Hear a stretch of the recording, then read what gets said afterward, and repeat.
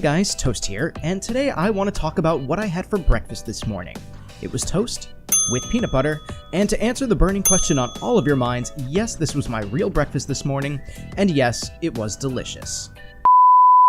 Today I want to talk about Overwatch's competitive play and how I think it's going to affect the quick play mode already in the game. As most of you probably know, when you start up Overwatch and click play, you're provided with only a couple of options: quick play, play vs AI, custom game, and the weekly brawl. Of these game modes, the only one that provides you with a normal game is quick play.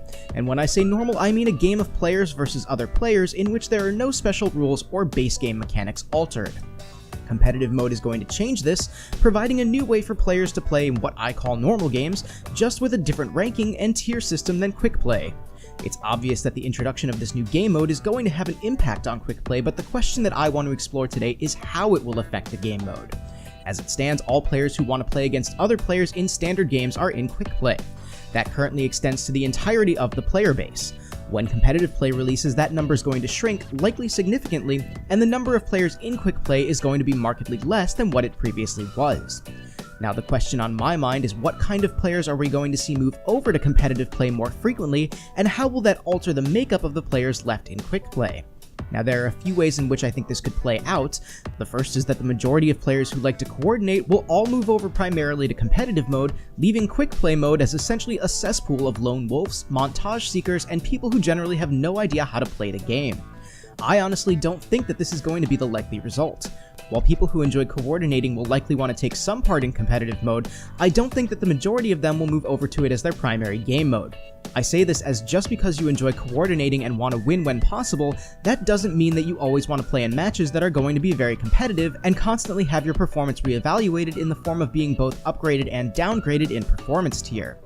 I enjoy playing this game on a semi-competitive level, though I also enjoy the feeling of seeing my level go up consistently and working toward a currency, new skins, and new animations without worrying about how I'm going to rank against other players.